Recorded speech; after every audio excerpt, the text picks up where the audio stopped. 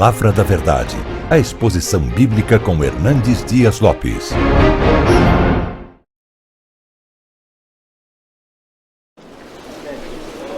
Lucas capítulo 9. Nós vamos ler a partir do verso 28 até o verso 45. Lucas 9, 28 a 45. Esse texto está registrado em Mateus, em Marcos e em Lucas. Apenas João, os evangelistas, não registram esse episódio chamado da Transfiguração. Acompanhe a leitura, por favor. Cerca de 8 dias depois de proferidas estas palavras, tomando consigo a Pedro, João e Tiago, subiu ao monte com o propósito de orar. E aconteceu que, enquanto ele orava, a aparência do seu rosto se transfigurou e suas vestes resplandeceram de brancura. Eis que 2 varões falavam com ele, Moisés e Elias, os quais apareceram em glória e falavam da sua partida que ele estava para cumprir em Jerusalém. Pedro e seus companheiros achavam-se primidos de sono, mas conservando-se acordados, viram a sua glória e os 2 varões que com ele estavam. Ao se retirarem estes de Jesus, disse-lhe Pedro: Mestre, bom estarmos aqui. Então façamos 3 tendas, uma será tua, outra de Moisés e outra de Elias, não sabendo, porém, o que dizia. Enquanto assim falava, veio uma nuvem e os envolveu, e encheram-se de medo ao entrarem na nuvem. E dela veio uma voz dizendo: Este é o meu filho, o meu eleito, a ele ouvi. Depois daquela voz, achou-se Jesus sozinho. Eles calaram-se naqueles dias, a ninguém contaram coisa alguma do que tinham visto. No dia seguinte, ao descerem eles do monte, veio ao encontro de Jesus grande multidão.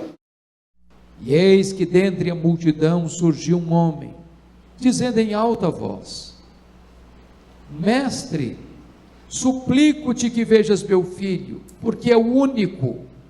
Um espírito se apodera dele, e de repente o menino grita, e o espírito o atira por terra, convulsiona-o até espumar, e dificilmente o deixa depois de o ter quebrantado.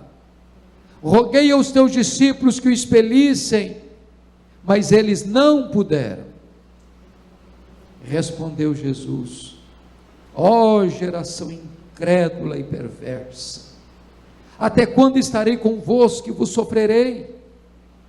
Traze o teu filho. Quando se aproximando, o demônio o atirou no chão e o convulsionou. Mas Jesus repreendeu o espírito imundo, curou o menino e o entregou a seu pai. E todos ficaram maravilhados ante a majestade de Deus. Como todos se maravilhassem do quanto Jesus fazia, disse aos seus discípulos: fixai nos vossos ouvidos as seguintes palavras: o Filho do Homem está para ser entregue nas mãos dos homens. Eles, porém, não entendiam isto. Até aqui. Assentem-se, por favor. Irmãos amados, esse texto nos fala de 3 grupos bem distintos, que retratam 3 tipos de espiritualidade bem distintas.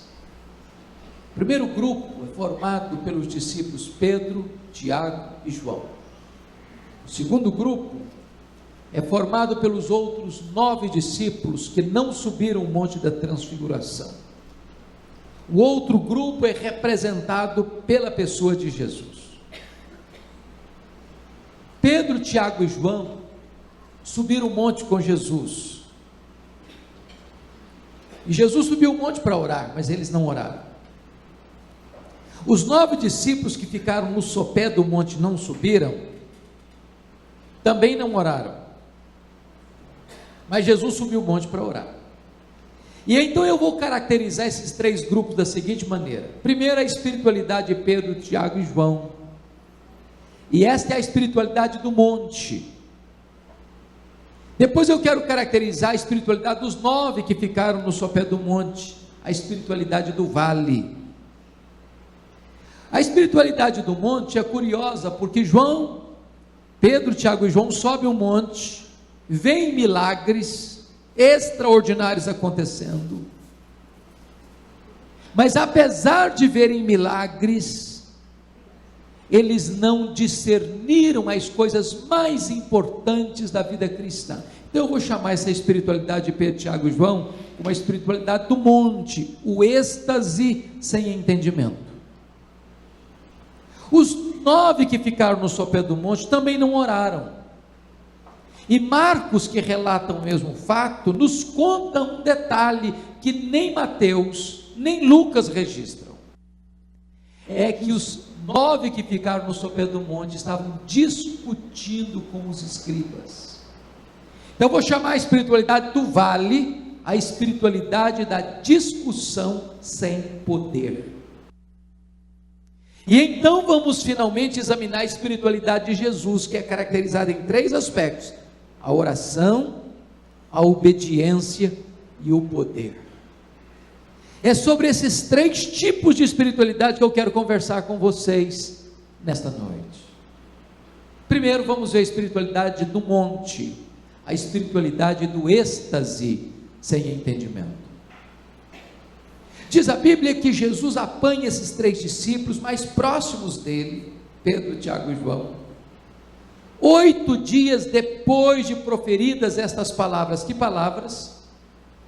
Que ele deveria ser entregue nas mãos dos homens, que ele haveria de ser preso, que ele haveria de morrer. E certamente os discípulos estavam entristecidos por essa palavra, falando de morte. E Jesus aqui quer dar para eles uma espécie de gosto antecipado do céu, dar para eles uma antevisão do que vai ser o céu, dar para eles uma compreensão de que a morte não é o fim da linha, depois da morte vem a glória. E Jesus então sobe com Pedro, Tiago e João para um alto monte. A Bíblia não fala que monte é este. A tradição diz que é o Monte Tabor. Alguns pensam que é o Monte Hermon. Não importa que monte, o que importa é que Jesus subiu para um alto monte para orar.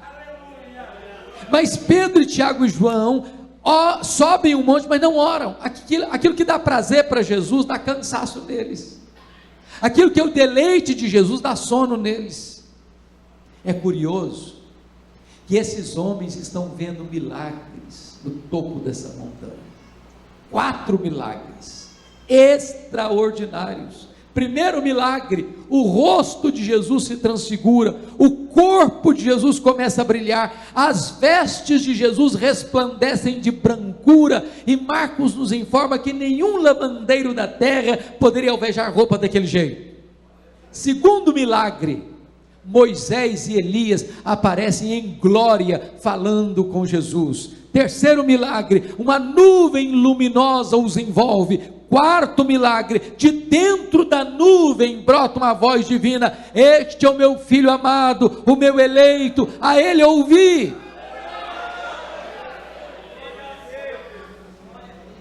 Curiosamente, eles estão pisando no terreno do extraordinário, estão pisando no terreno dos milagres.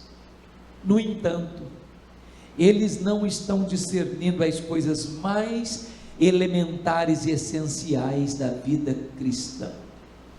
Aqui nós encontramos uma primeira tensão, porque nós imaginamos que se nós pudéssemos ver mais milagres acontecendo, que a nossa fé seria mais robusta. Curiosamente, no topo desta montanha tem 3 gerações representadas: a geração de Moisés, a geração de Elias e a geração dos apóstolos. E essas 3 gerações foram as 3 gerações da história que mais viram milagres acontecendo. Foram os 3 grandes períodos da história da humanidade em que os milagres foram abundantes. Curiosamente, foram as 3 gerações mais incrédulas da humanidade.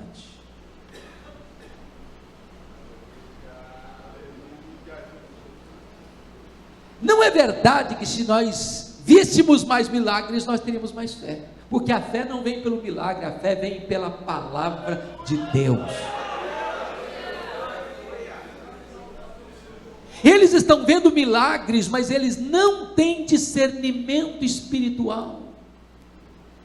O que eles não compreendem? Primeiro, eles não compreendem a centralidade da pessoa de Jesus. Por exemplo, Pedro, ao ver a cena da transfiguração de Moisés e Elias em glória, disse: mestre, bom é estarmos aqui, vamos fazer 3 tendas, uma será tua, outra de Moisés, outra de Elias. Mas o texto diz que ele não sabia o que estava falando. Sabe por que ele não sabia o que estava falando? Porque ele estava falando uma bobagem, uma grande bobagem. Que bobagem! Ele estava equiparando Jesus ao representante da lei, Moisés, e ao representante dos profetas, Elias. Ele estava comparando Jesus com os grandes homens, mas Jesus não é apenas um grande homem, Jesus é único, Jesus é incomparável, Jesus é o Filho de Deus. Jesus não foi apenas um grande homem, Jesus não foi apenas um grande mestre, Jesus não foi apenas um grande operador de milagres, Jesus é o Deus que se fez carne e habitou entre nós.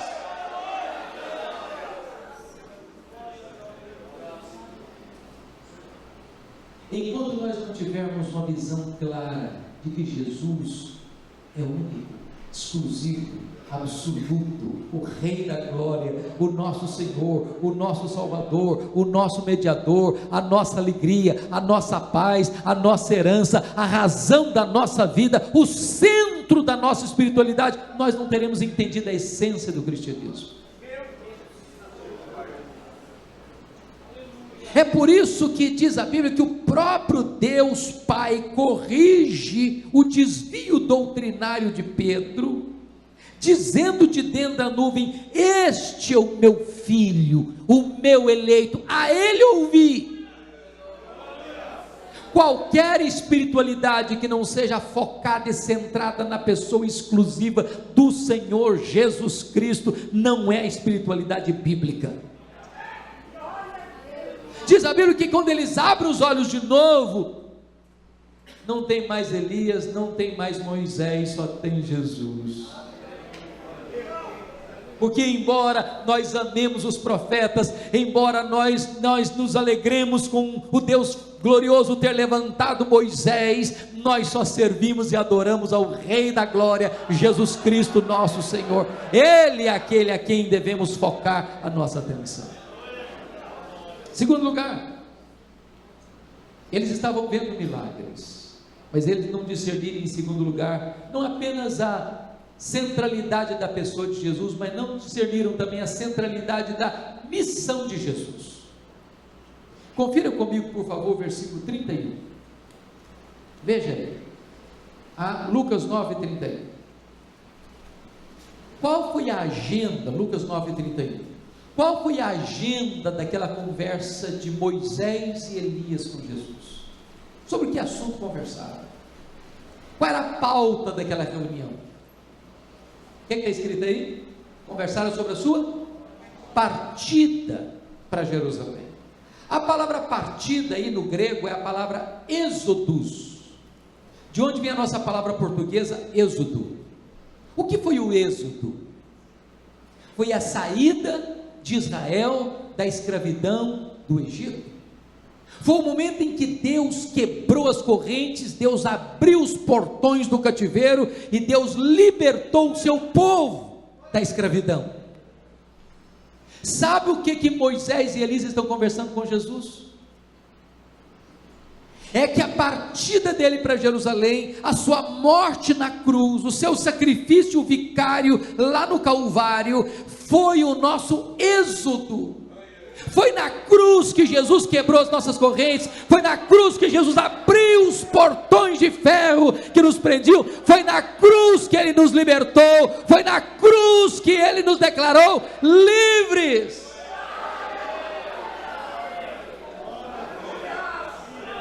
A grande pergunta é: será que os discípulos entenderam isso? Não entenderam. Confira comigo. Versículo 43 nos informa que quando Jesus curou o menino possesso, libertou o menino possesso, é escrito: todos ficaram maravilhados ante a majestade de Deus. Quem são todos? Todos. Os discípulos, a multidão, o pai do menino, todo mundo que viu a cena, todos se maravilharam. Agora notem o que está acontecendo aqui. Quando todos se maravilharam, olha o verso 43, como todos se maravilharam de quanto Jesus fazia, disse a quem? As multidões?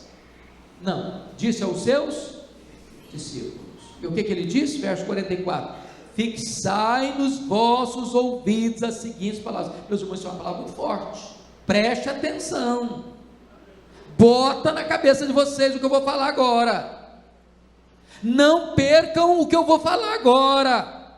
O que eu vou falar agora merece total atenção, fixe no ouvido de vocês isso: o Filho do Homem está para ser entregue nas mãos dos homens.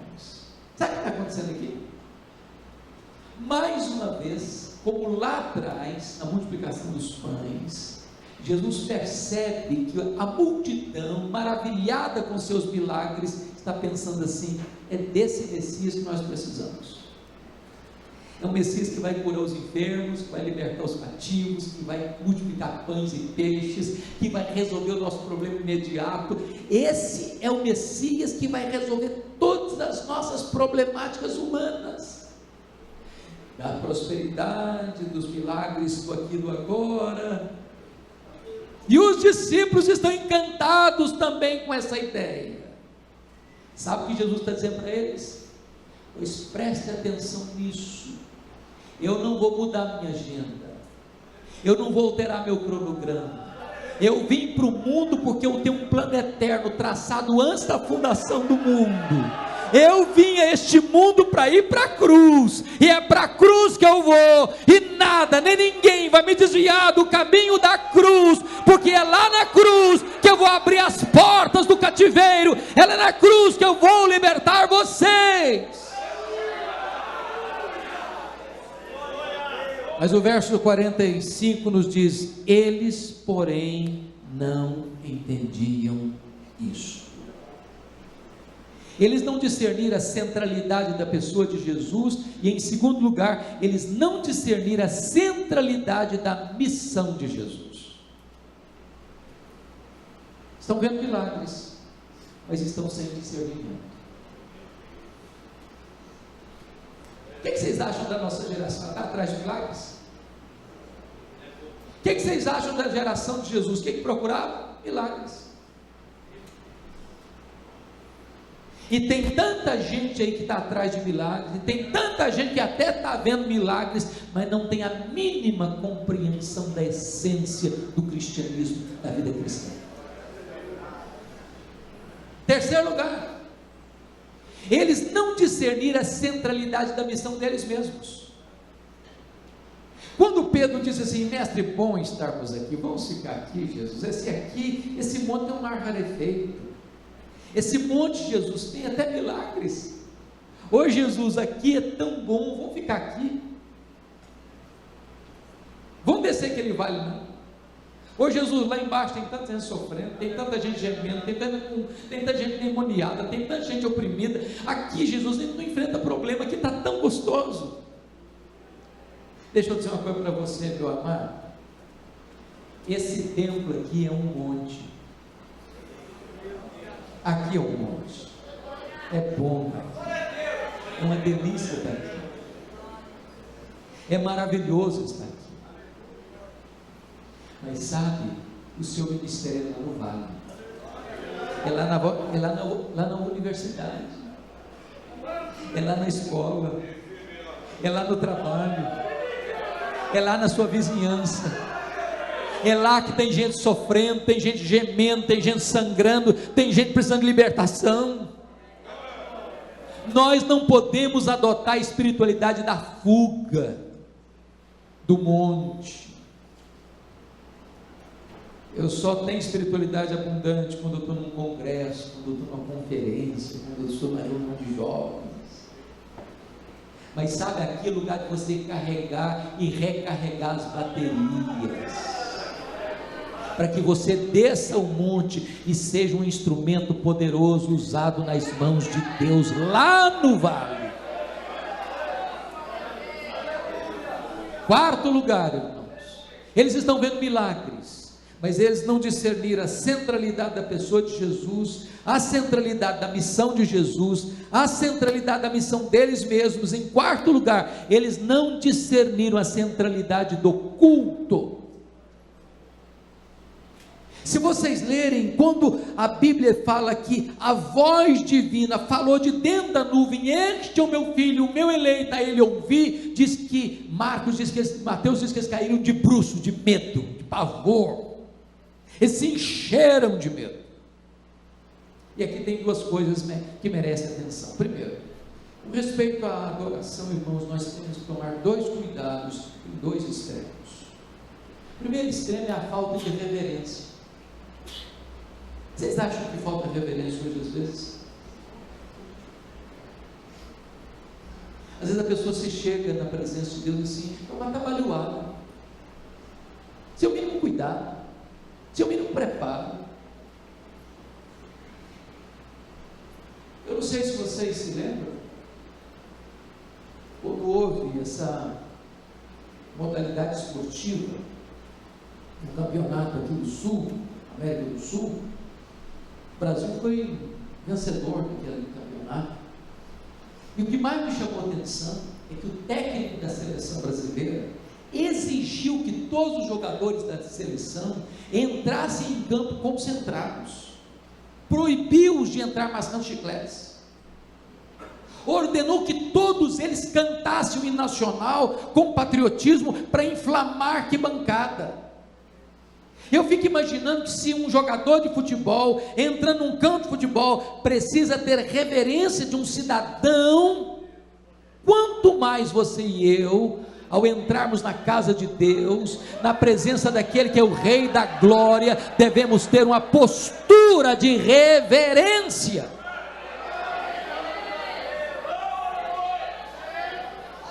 Mas há um outro extremo, é o extremo do medo de Deus, da fobia de Deus. Sabe, irmãos, às vezes a gente até com boa intenção desenvolve essa espiritualidade errada do medo de Deus. Quer um exemplo? Às vezes o pai e a mãe vê o menino fazer uma peraltice, diz: menino, cuidado, Deus vai te castigar, não faça isso que Deus te castiga. Aí o menino cresce com medo de Deus. Primeiro resvalo que ele desce, o que ele faz? Ele foge de Deus, quando ele devia correr para Deus e não de Deus. Não obstante Deus seja e é santo, santo, santo, nós podemos, por mais maculados e manchados que tivermos, correr para os seus braços e encontrar nele o abraço do perdão, o beijo da reconciliação, a festa da restauração. Ele é pai, ele ama, ele pega o quebrado, ele pega o ferido, ele pega o caído, ele levanta, ele restaura, ele ama com amor eterno. Você não tem que ter medo de Deus no sentido de fugir de Deus, você tem que ter amor por Deus e correr para os braços de Deus. Primeira espiritualidade, a espiritualidade do monte. a espiritualidade do êxtase sem entendimento. Vamos dar uma olhadinha no segundo grupo? Vamos pensar um pouquinho naqueles que ficaram lá no sopé do monte, os 9 discípulos que ficaram lá. Somos informados por Mateus, Marcos e Lucas que eles também não oraram. E por que não oraram? E por que não jejuaram? E por que não desenvolveram uma fé? Eles estavam sem poder para atender às demandas dos necessitados. Mas é Marcos que nos informa isso.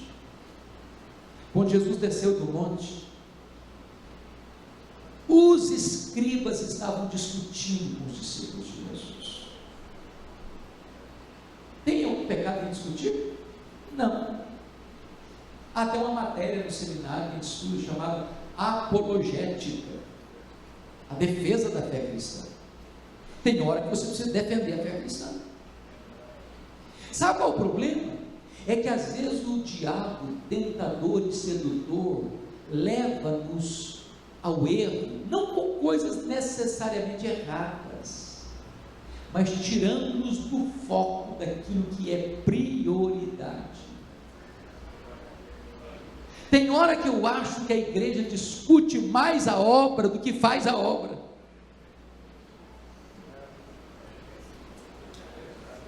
Tem hora que os opositores nos distraem.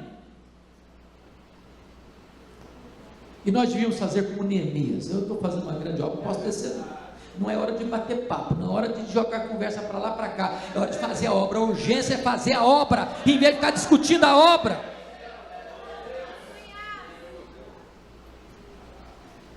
Às vezes, irmãos, a gente reúne domingo após domingo, semana após semana, sabe para quê? Para discutir. Aí a gente marca um congresso, sabe para quê? Para aprofundar a discussão. Aí viaja 1000 quilômetros para um grande encontro nacional, sabe para quê? Para aprofundar ainda mais a discussão. Aí a gente volta, faz pequenos grupos para melhorar a discussão. Aí nomeou uma comissão para escrever um documento para aprofundar ainda mais a discussão. E às vezes, enquanto a igreja discute, o diabo age. O diabo age. O texto diz que o diabo atormenta um menino, filho único,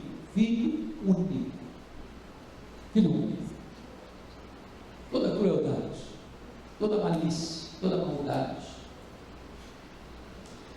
E quando aquele pai aflito ficou sabendo que os discípulos de Jesus estavam na região, eu acho que abriu na alma dele um lampejo de esperança. Ele disse: eu vou levar meu filho lá, aqueles discípulos vão me ajudar, meu filho vai ser liberto, aqueles homens de Deus estão aqui, eles vão me socorrer.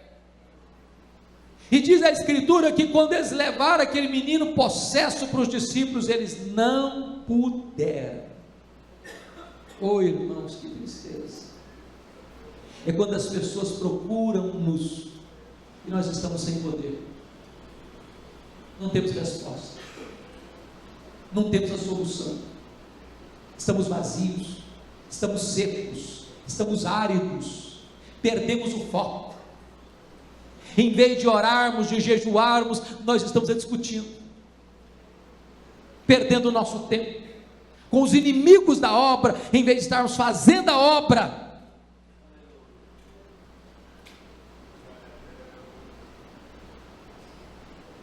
Talvez você pergunte assim: por que eles não puderam? E eles fizeram essa pergunta em particular para Jesus: por que não podemos expulsar o demônio daquele moço, Jesus? Nós já tivemos outras vitórias nessa área, já tivemos tantas vitórias nessa área, por que não podemos agora? E Jesus respondeu assim: esta casta não sai senão com oração e jejum. Irmãos, eu não vou nem entrar na área da oração não, mas você percebeu que jejum é uma prática espiritual esquecida da nossa geração? Está em desuso. Eu não vou nem perguntar para levantar a mão aqui não. Mas qual foi a última vez que você jejuou? Para Deus revestir você com poder, para Deus humilhar o seu coração, para Deus tratar com a sua vida. Qual foi a última vez? jejum, irmãos? O que é jejum? Para mim, a melhor definição de jejum que eu já encontrei do Dr. John Piper, que jejum é fome de Deus. Fome de Deus. Fome de Deus.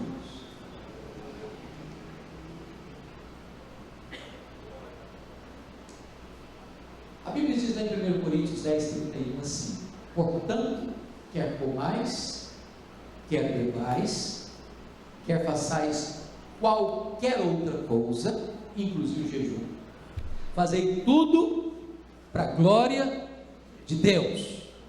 Então você come para a glória de Deus e você jejua para a glória de Deus.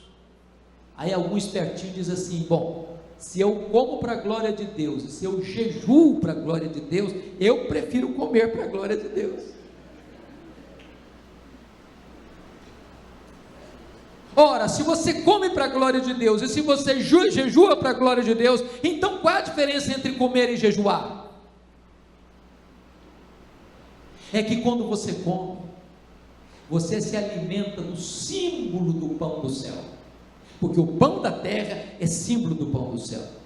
Mas quando você jejua, você não se alimenta do símbolo, você se alimenta do próprio pão do céu.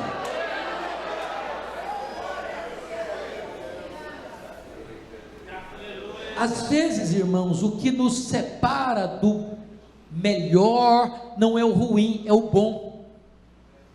Às vezes o que impede você de ter uma maior consagração é uma garrafa de Coca-Cola gelada e um pudim de leite condensado.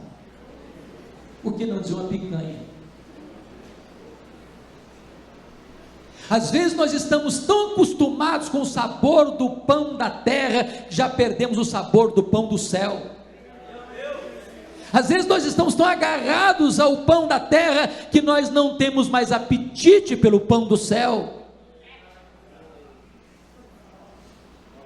Às vezes nós gostamos tanto da dádiva de Deus, que substituímos a dádiva de Deus, o doador, pela dádiva de Deus. É por isso que jejum é tão importante, que jejum é fome de Deus. E os discípulos estavam sem poder, porque não estavam orando, porque não estavam jejuando. Mas enquanto os discípulos estão discutindo, o diabo está agindo e se irritando. Quando a igreja está sem poder, o diabo começa a agir, escravizar e atormentar as pessoas. Porque aquela agência do reino de Deus, que foi definida e escalada por Deus para confrontar as hostes do mal, é a igreja. Se a igreja não tem poder, o mal prospera. Sabe o que me impressiona? Quando levar aquele menino para Jesus, Jesus faz uma pergunta para o pai, está lá em Marcos, o relato de Marcos. Qual foi a pergunta que Jesus fez para aquele pai?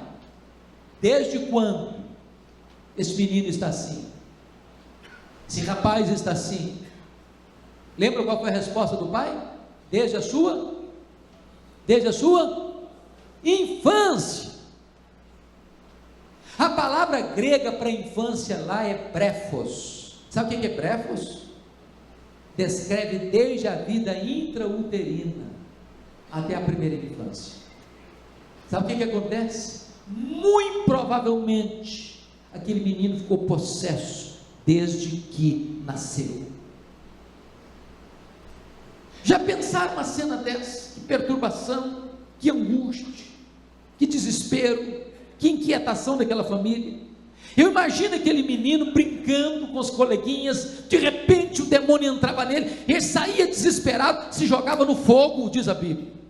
Era preciso alguém ir lá tirá-lo, para que não se queimasse todo.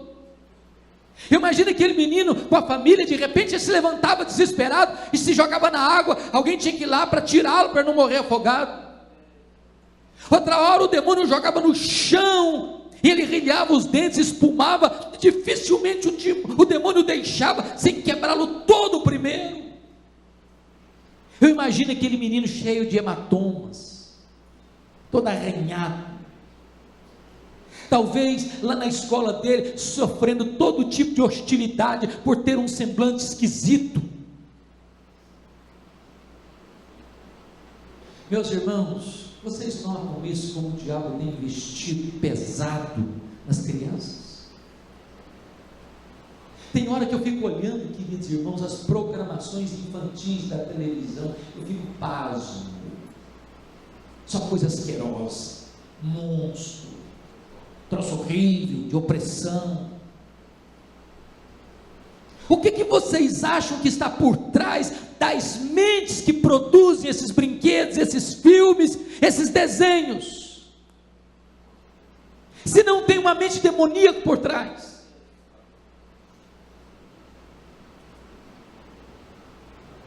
Quando eu cheguei em Vitória, a pastorear a igreja, inclusive de 1985, converteu-se uma mulher da classe média alta da cidade. Aquela mulher tinha uma filhinha de 3 anos, 3 para 4 anos. E um dia ela estava caminhando pela rua de Vitória, no Espírito Santo, com a menina no colo. E ela cantarolava um hino, um cântico espiritual. E ela disse que de repente a menina desfigura o rosto no colo dela e começa a blasfemar, falar impropérios contra o nome de Jesus. Ela tomou um susto, pensou que a menina estava tendo um surto psicótico, correu para o médico, com medo de ser um problema psiquiátrico grave. O médico examinou a menina e disse: não tem nada, essa menina, não tem nada. A mãe me ligou, eu disse: traga a sua filha aqui.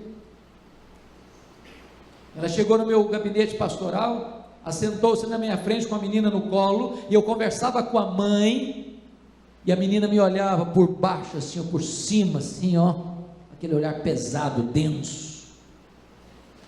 Quando eu comecei a falar do nome de Jesus, a criança salta do colo da mãe, possessa, endemoniada, e começou a serpentear e se arrastar no carpete como uma cobra, como uma serpente, falando em impropérios e blasfêmias.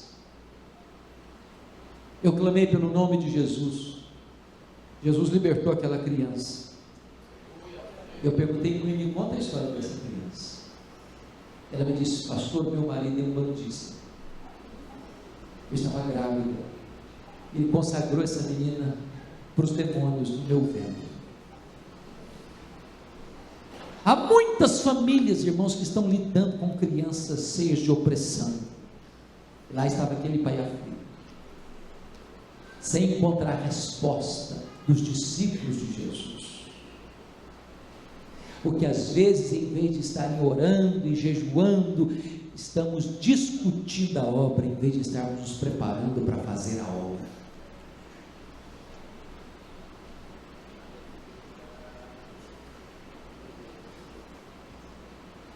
Nós precisamos entender, irmãos, que nós estamos numa luta. Uma luta. E essa luta não se enfrenta com armas carnais, diz o apóstolo Paulo, mas tem que ser com armas espirituais, poderosas em Deus, para destruir fortalezas, para anular sofismas. Não é a capacidade intelectual que você tem, não é a cultura que você tem, não é o curso que você fez, não é quantas vezes você leu a sua Bíblia, ou quantos versículos de cor você tem na sua cabeça, é se você anda com Deus.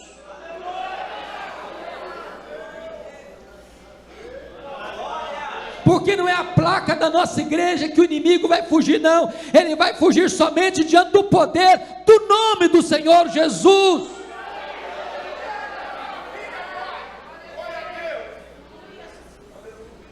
Oh, irmãos amados, tomemos cuidado para que o inimigo não nos distraia, não nos tire do foco. Mas eu gostaria agora de olhar com vocês a espiritualidade de Jesus. Não é mais a espiritualidade do monte, do êxtase sem entendimento, não é mais a espiritualidade do vale, da discussão sem poder. Agora vamos ver um modelo para aprendermos como é que nós devemos nos relacionar com Deus. Primeiro, a espiritualidade de Jesus é a espiritualidade da oração. Ele subiu o monte para orar e ele orou. E está escrito aqui em Lucas, versículo 28, que ele subiu a um monte com o propósito de orar, e aconteceu que enquanto ele orava, a aparência do seu rosto se transfigurou, dando a impressão que a transfiguração é um resultado da oração. Porque ele orou, irmãos, o seu corpo foi vazado pela Shekinah de Deus, pela glória de Deus. Porque ele orou, os céus desceram à terra. Porque ele orou, uma manifestação extraordinária da glória de Deus no topo daquela montanha, com a geografia endereçada, o corpo de Jesus, as vestes de Jesus. O céu se manifesta quando a igreja ora. Os céus se fendem quando a igreja ora. A glória de Deus se manifesta quando a igreja ora. Segundo lugar, porque Jesus orou, o Pai o preparou antecipadamente para enfrentar a cruz. Sabe por que o Pai, que amava o seu filho, este é o meu filho, o meu amado, meu eleito, o constrangeu sobre esse monte? É para mostrar para ele uma verdade bendita: meu filho, você está a caminho da cruz, mas depois da cruz, você volta àquela mesma intimidade que nós tivemos antes da fundação do mundo. Quando você ora, Deus prepara você para os embates da vida. Quando você ora, Deus capacita você para passar para os vales mais profundos da sua história. Quando você ora, Deus tonifica a sua fé. Quando você ora, Deus fortalece os seus braços. Quando você ora, Deus capacita você a enfrentar os grandes desafios da vida. Terceiro lugar, porque Jesus orou, o Pai o defendeu. Eu acho isso maravilhoso, porque quando Pedro disse: como estamos aqui, vamos fazer aqui sempre, Jesus poderia ter corrigido Pedro. Não, Pedro, você não está me entendendo, você não está compreendendo quem eu sou. Você está pensando que eu sou apenas um grande homem como Moisés, um grande homem como Elias. Eu sou mais do que isso, Pedro. Eu sou o próprio Deus. Eu sou o próprio Filho de Deus. Mas Jesus não fez isso. Ele não se defendeu. Ele orou. E porque ele orou, o Pai o defendeu, dizendo: este é o meu filho, o meu eleito, a ele ouvi. Quando você ora, Deus defende você. Você não tem que se defender, você tem que orar. Quando você cuida da sua piedade, Deus cuida da tua reputação.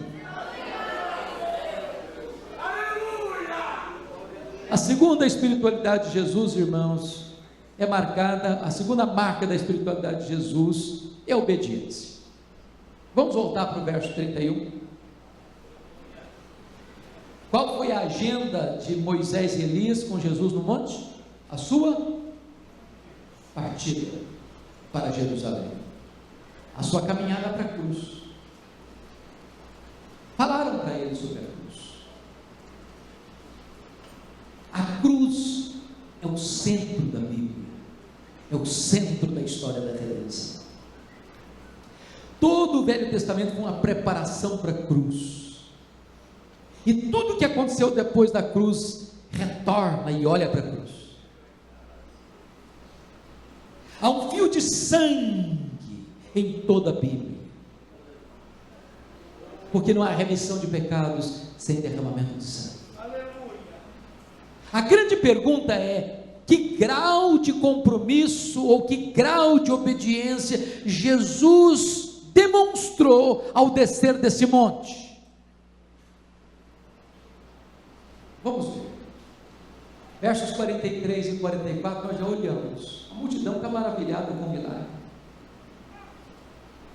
E a tentação que está por trás aí desse alto elogio, de ficarem maravilhados, é tentar sutilmente desviar Jesus da cruz para ele ser um Messias milagreiro. E ele, determinado a obedecer o plano do Pai, ele disse: fixai nos vossos ouvidos as seguintes palavras: o Filho do Homem vai ser entregue nas mãos dos homens. Eu vou para a cruz, é para a cruz que eu vou. Nada vai me desviar da cruz, nenhuma agenda vai me desviar da cruz, nenhum plano humano vai me desviar da cruz. É para lá que eu estou indo, porque é para lá que eu vou abrir as portas do cativeiro de vocês. Agora confiram comigo, por favor, os versículos 51 a 53 desse mesmo capítulo. Está escrito no verso 51 assim: e aconteceu que, ao se completarem os dias que deveria ele ser assunto ao céu, manifestou no semblante a intrépida resolução de ir a Jerusalém. Irmãos, Jesus estava tão determinado a obedecer esse plano do Pai, que as pessoas podiam ler isso no seu semblante, bastava olhar para ele. A resolução, a decisão firme, inabalável. Olha o verso 52 e 53. E Jesus enviou mensageiros que o antecedessem. Indo eles, entraram numa aldeia de samaritanos para lhe preparar pousada, mas não o receberam, porque o aspecto dele era de quem decisivamente ia para Jerusalém. Estou determinado a obedecer, é para a cruz que eu estou indo. Notem isso, irmãos, Jesus não foi para a cruz porque Judas o traiu.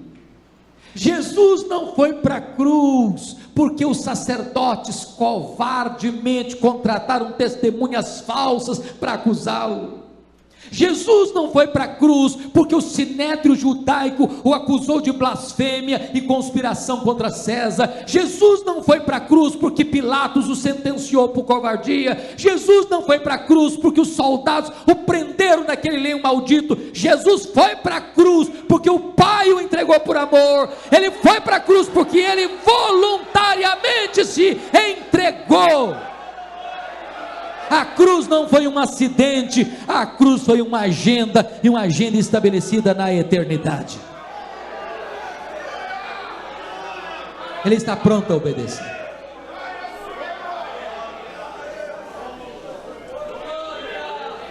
Mas finalmente, irmãos, a espiritualidade de Jesus é a espiritualidade da oração, da obediência e do poder. É Marcos, mais uma vez, que nos ajuda a entender Lucas aqui, porque Marcos é mais enfático no relato. Quando o pai está trazendo o menino endemoniado, Jesus dá uma ordem ao espírito imundo: sai e nunca mais voltes a ele. Vocês sabem que às vezes uma pessoa endemoniada é liberta, mas por não assumir um compromisso com Cristo, os demônios saem, vêm à casa vazia e voltam. E o segundo estado, pior que o primeiro. Só que a ordem de Jesus aqui é categórica: sai e nunca mais voltes. E o mesmo demônio que resistiu à ordem dos 9 apóstolos, não pode mais resistir à ordem de Jesus, porque Jesus está cheio de poder, porque Ele tem todo o poder, porque Ele tem toda a autoridade nos céus e na terra, porque diante dEle se dobra todo o joelho, nos céus, na terra e debaixo da terra. Ele tem poder, Ele tem poder, Ele é o Todo-Poderoso, Ele é irresistível.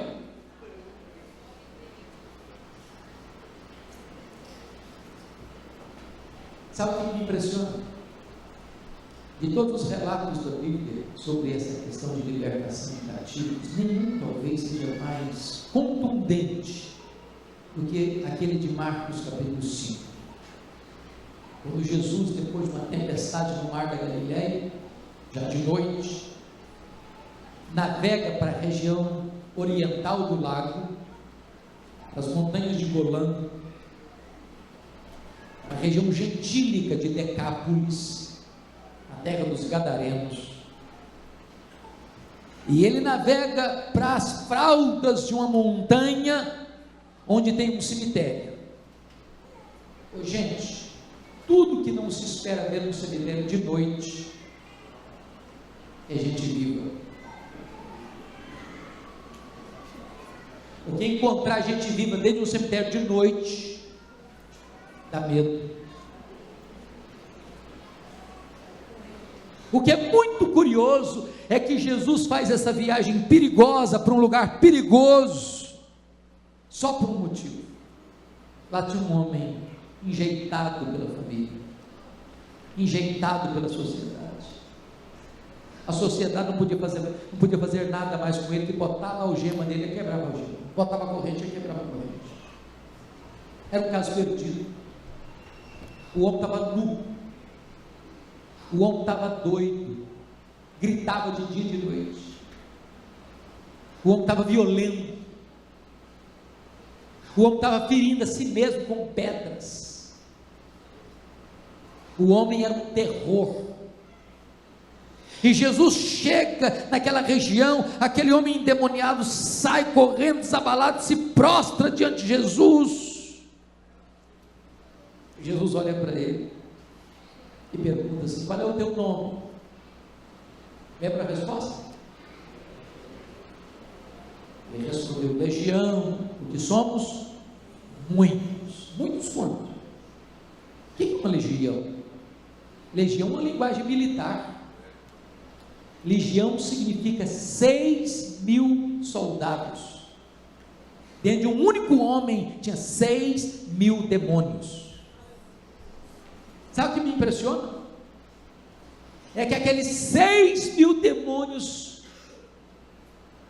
fazem 3 pedidos para Jesus: não nos atormentes antes do tempo, não nos mandes para fora do país, mande-nos para essa manada de porcos. Tinha 2.000 porcos pastando na região, e diz a Bíblia que Jesus atendeu os 3 pedidos dos demônios.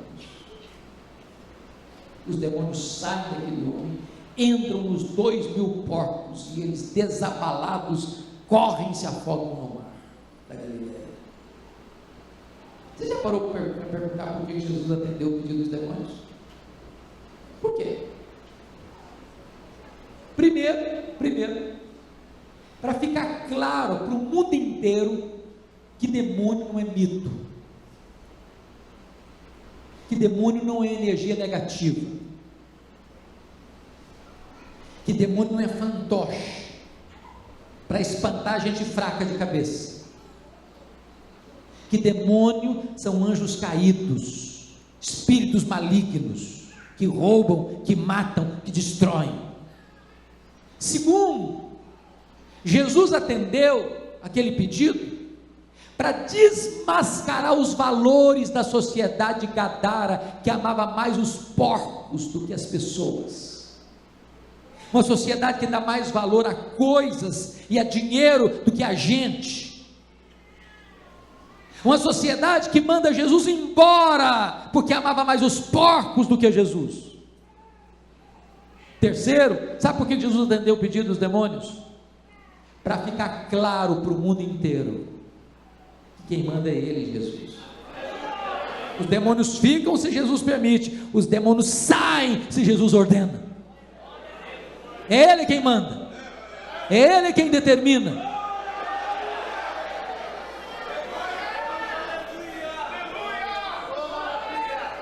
Agora aquele homem que fora curado, liberto, está sentado aos pés de Jesus, vestido, em são juízo, e ele também faz um pedido para Jesus: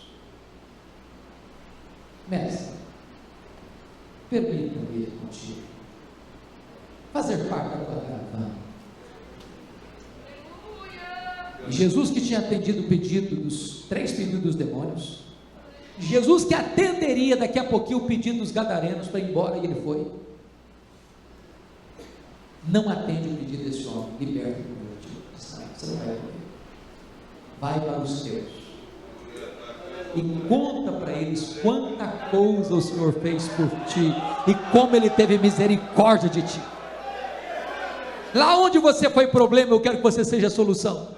Lá onde você provocou choro e dor, eu quero que você seja motivo de alegria. Lá onde as pessoas ficaram envergonhadas de ver você arrebentado, eu quero que você seja restaurado. Lá onde o diabo arrebentou com a sua vida, eu quero que você seja um agente do meu reino.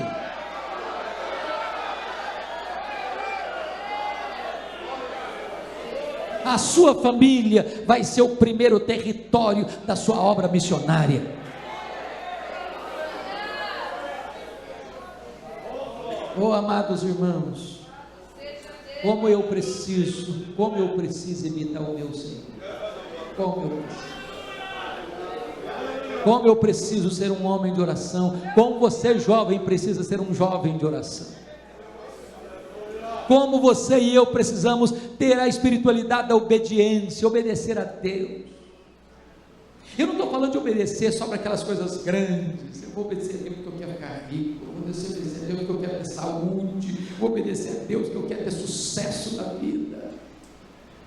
Jesus obedeceu a Deus para ir para a cruz, para sofrer, para ser cuspido, para ser escarnecido, para ser humilhado, para carregar em rua a pinhada de gente ensandecida, uma cruz vergonhosa. Ele obedeceu para morrer em meu lugar, em seu lugar. Como eu preciso aprender com meu Senhor a ter uma espiritualidade marcada por poder. Eu quero terminar contando para vocês uma experiência que eu tive em Recife. Há alguns anos eu fui pregar no seminário, formatura do seminário de Recife. Depois do culto, um dos formandos, que hoje é nosso missionário na Índia, me contou uma experiência. Ele disse que naquele ano da sua formatura, ele estava no 4º ano do seminário, ele foi convidado para pregar uma das maiores igrejas do Brasil, uma série de conferências, sexta, sábado e domingo. E eu não sei se vocês sabem, mas todo seminarista que está se formando tem uma leve impressão que é um forte concorrente com Charles Haddon Spurgeon. Ele se sentiu muito honrado, como seminarista, ser convidado para uma conferência de uma grande igreja. E ele então empacotou seus melhores ternos, botou na mala os seus melhores sermões e foi para aquela cidade. Hospedou-se na casa do pastor. Estava se preparando para ir para a igreja na sexta-feira, quando um fato acontece. Uma mulher se aproxima da casa do pastor apavorada e diz: pastor, eu preciso de ajuda. O que aconteceu? A minha vizinha está endemoniada. Há uma pequena multidão ao redor da casa dela, ela está quebrando tudo dentro de casa, e está um terror total, ninguém tem coragem nem experiência para lidar com isso, o senhor tem que me ajudar. E o pastor calmamente disse: minha irmã, pois acaba de chegar de Recife um santo homem de Deus, preparado para essa tarefa. E o seminarista começou a tremer os joelhos, e o seminarista começou a gaguejar, e dizer: eu só vim avisar o senhor que eu estou indo embora. Mas não deu jeito não, o pastor pegou o seminarista pela mão, saiu andando pela rua com ele, de longe avistar a casa, escutar os gritos cavernosos daquela mulher. Quando chegaram em frente à casa, o pastor olhou para o seminarista olhou para o chão, e o pastor disse: seminarista, a casa é todo seu, pode entrar na casa. Tremendo muito, o seminarista entrou. Quando ele entrou, ele viu um quadro horrível. Aquela mulher estava com seu cabelo desalinhado, o seu rosto desfigurado, com seus olhos avermelhados, e quando ele tenta falar a primeira frase, ela lhe deu uma bofetada na cara e o jogou ao chão, e no chão ele ficou, por mais de uma hora, e aquela mulher possessa ao redor dele, bufando com uma fera selvagem, e ele nocauteado, envergonhado, humilhado, por mais de uma hora. Ele me disse que naquele momento a vida dele passou como um filme na sua cabeça, e ele percebeu quão seco ele estava, quão árido ele estava, quão estéril espiritualmente ele estava. Depois de mais de uma hora caído ao chão, envergonhado, ele começa a orar silenciosamente, talvez como Sansão, agarrado naquelas colunas, dizendo: meu Deus, eu sou teu servo. Oh meu Deus, restaura minha autoridade, restaura meu poder. E na medida que ele começa a orar assim, a mulher caiu, e quando ela caiu, ele se levantou, porque diante de Deus humildade, mas diante do diabo autoridade. E ele se levantou e deu ordens àqueles demônios para baterem em retirada, e a mulher ficou livre. E esse rapaz, no dia da sua formatura, abraçado comigo, chorando, soluçando, me disse uma frase que eu nunca mais pude esquecer. Ele me disse assim: pastor Hernandes, eu descobri que não basta ser crente, que não basta ser batizado, que não basta ser membro da igreja, que não basta ser um diácono, que não basta ser um presbítero, que não basta ser um seminarista, que não basta ser um missionário, que não basta ser um pastor, que não basta ser um líder. Eu descobri que nós precisamos do poder do Espírito Santo de Deus. Nós precisamos do poder do Espírito Santo de Deus. Que Deus nos ajude. Que Deus nos ajude. Fugirmos da espiritualidade do êxtase sem entendimento. Que Deus nos ajude a fugir da espiritualidade do vale da discussão sem poder. Que Deus nos ajude a imitar Jesus. Uma vida de oração, uma vida de obediência, uma vida de poder. Que Ele nos ajude. Amém.